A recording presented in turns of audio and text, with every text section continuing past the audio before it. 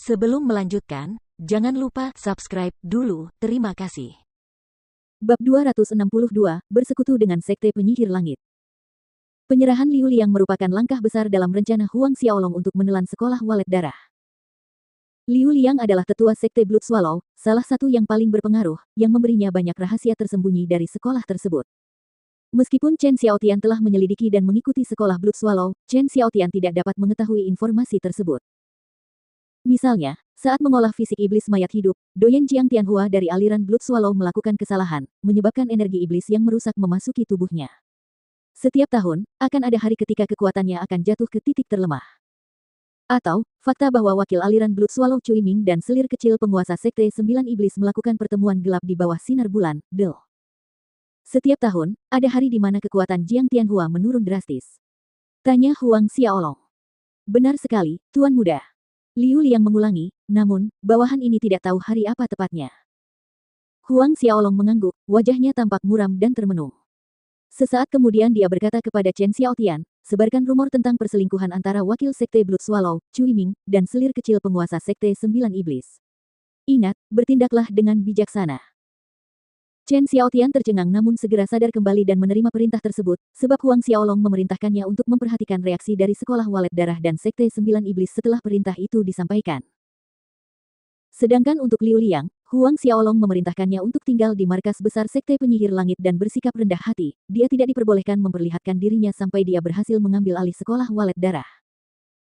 Sejak hari itu, rumor tentang perselingkuhan antara wakil Sekte Blood Swallow, Cui Ming, dan selir kecil penguasa Sekte 9 Iblis menyebar. Seperti yang diprediksi Huang Xiaolong, penguasa Sekte 9 Iblis, Hu Han, meledak dalam kemarahan. Di depan sekelompok murid Sekte 9 Iblis, dia memenggal kepala selir itu. Setelah itu, dia mengajukan permintaan publik kepada Doyen Sekte Blood Swallow, Jiang Tianhua, untuk menyerahkan wakil Cui Ming. Cui Ming adalah tangan kiri dan kanan Jiang Tianhua, hampir tidak mungkin Jiang Tianhua akan menuruti permintaannya. Oleh karena itu, hubungan sekolah Blood Swallow dan Sekte 9 Iblis menjadi sangat tegang, seolah-olah pertempuran berdarah bisa terjadi kapan saja. Menerima laporan hasil ini, Huang Xiaolong mengangguk puas dalam hati, yang harus ia lakukan sekarang adalah duduk dan menyaksikan kedua harimau itu bertarung. Sementara kedua belah pihak bertarung, ia akan mengendalikan para tetua mereka. Di tengah suasana pertempuran yang intens, perhatian Hu Han dan Jiang Tianhua pada Sekte Penyihir Langit akan mengendur, yang menguntungkan rencana Huang Xiaolong untuk menyebarkan kendalinya atas kedua belah pihak.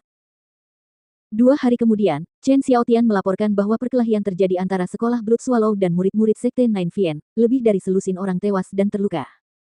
Seiring berjalannya waktu, perkelahian antara murid-murid kedua belah pihak menjadi lebih umum dan sering terjadi. Konflik antara kedua kekuatan meningkat, sementara Huang Xiaolong membenamkan dirinya dalam kultivasi terpencil di dalam kuil sumi.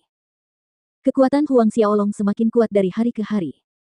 Setiap hari dia habiskan dengan berlatih seni sumi ilahi, taktik asura, kitab metamorfosa tubuh, dan dia bersikeras mengalokasikan waktu untuk seni boneka kuno, mandat jiwa, serta jurus ketujuh keterampilan pedang asura, rantai dewa kematian. Peningkatan yang paling jelas terlihat adalah pada seni boneka kuno Huang Xiaolong. Awalnya, ia memperkirakan akan membutuhkan setidaknya 1 tahun untuk mencapai level kedua, namun sekarang, ada tanda-tanda bahwa ia akan dapat maju dalam waktu 2 bulan. Begitu dia memasuki level kedua, kekuatan tenaga spiritualnya akan melonjak pesat, yang memungkinkan dia dengan mudah mencap 6 orang dengan tanda jiwa sekaligus dan secara signifikan mengurangi masa pemulihan kekuatan spiritualnya menjadi hanya 1 atau 2 hari saja.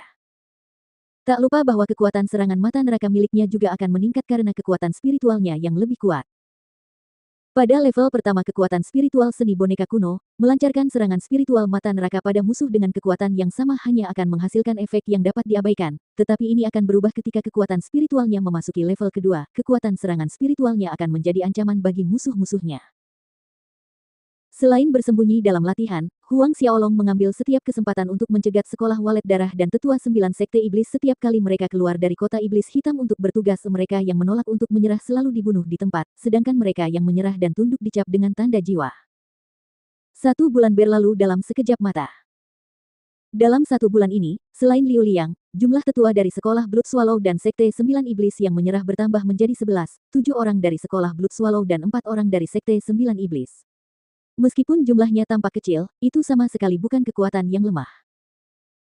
Pada awalnya, Huang Xiaolong berencana untuk menguasai sekolah Blood Swallow sebelum melancarkan gerakannya ke Nine Fian Sect, tetapi dia berubah pikiran, menyerang kedua sisi secara bersamaan, mempercepat proses untuk menguasai Black Demon City. Karena Sekte Penyihir Langit menuangkan minyak ke atas api dari balik bayang-bayang, dalam 1 bulan ini, konflik antara Sekolah Walet Darah dan Sekte Sembilan Iblis telah membesar sampai pada titik di mana satu pihak tidak tahan melihat pihak lainnya, bagaikan api dan air.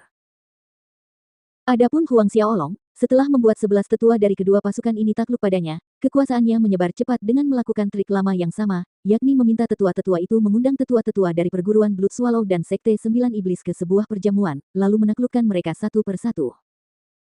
2 bulan kemudian, total 23 tetua dari Blood Swallow School dan Nine Fian Sect menyerah kepada Huang Xiaolong.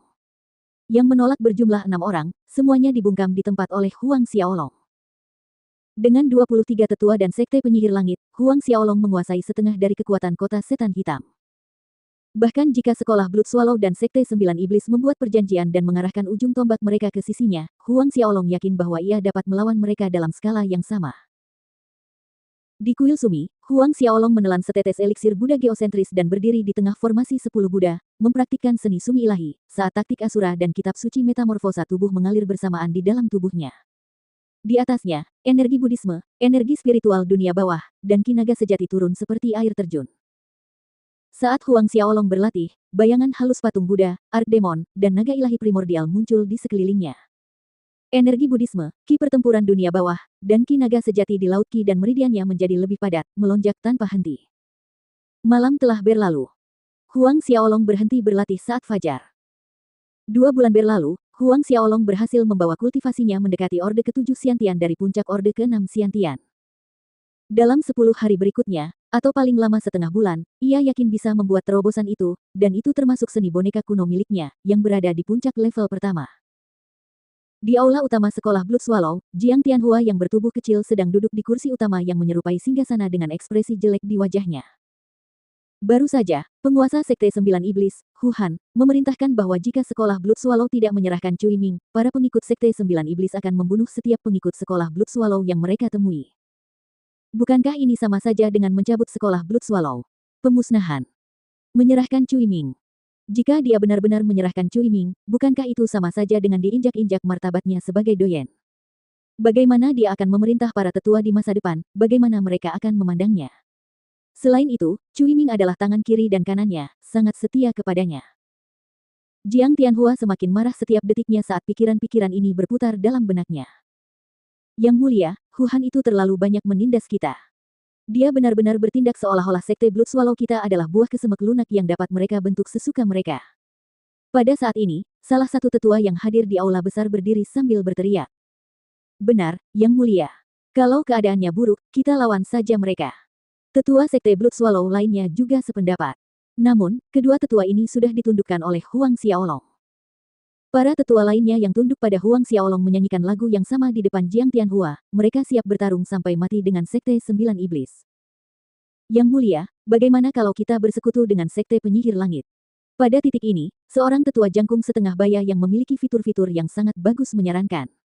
Dan pria setengah baya ini tidak lain adalah wakil Cui Ming. Bersekutu dengan Sekte Penyihir Langit. Jiang Tianhua terkejut sesaat lalu mengangguk pelan. Dalam situasi ini adalah satu-satunya pilihan yang tersedia.